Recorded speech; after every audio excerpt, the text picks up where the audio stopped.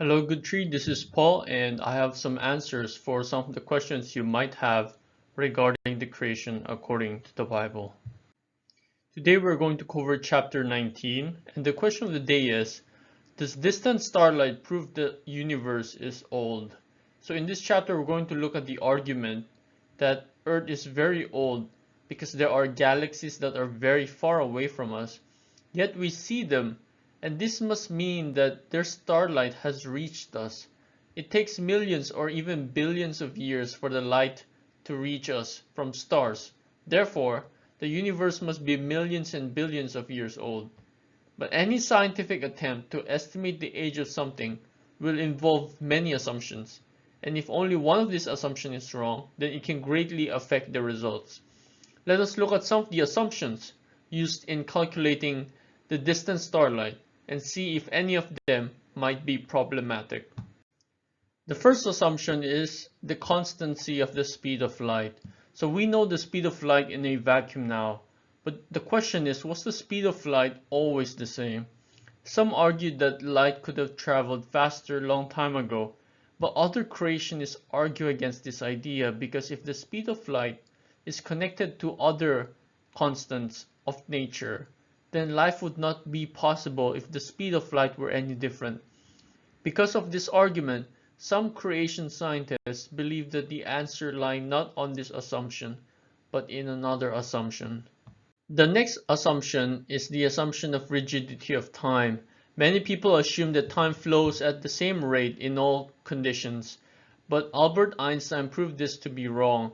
It is such a fascinating idea, but time can be slower depending on factors such as motion and gravity.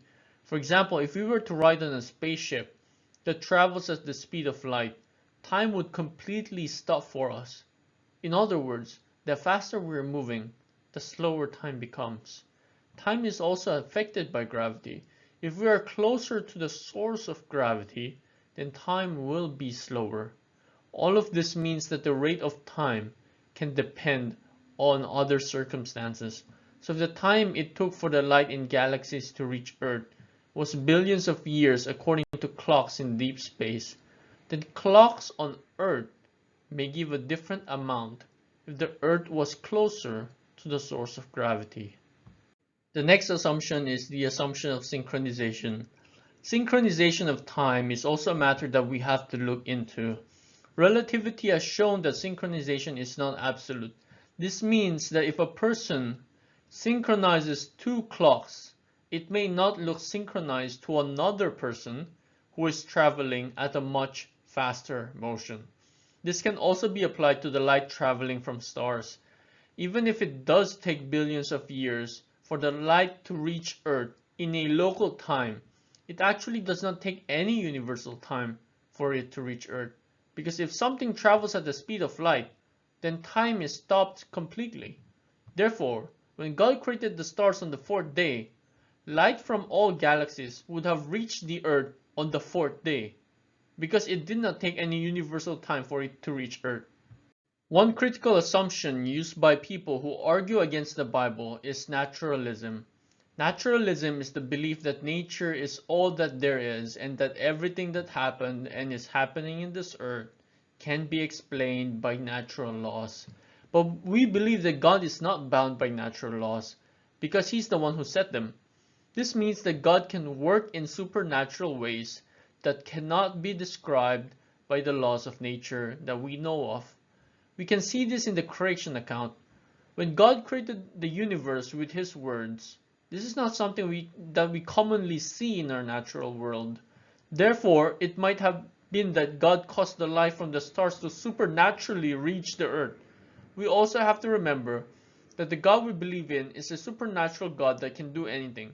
Therefore, if there are something in this earth that we cannot seem to understand or explain in our own minds, this should not result in unbelief that God does not exist. Instead, we should embrace the idea that our Creator is beyond our comprehension in more ways than we can imagine.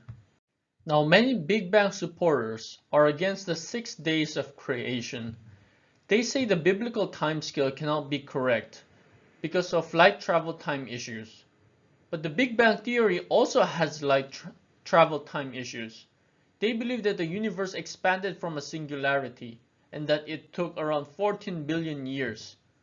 But 14 billion years is also too short as well for their theory to make sense. To summarize, in this chapter we have looked at the different assumptions used by critics of creation who use distant starlight as their argument. We have found out that some of their assumptions can be problematic. We also have to remember that there's a good number of evidence in the universe that is consistent with the young Earth idea.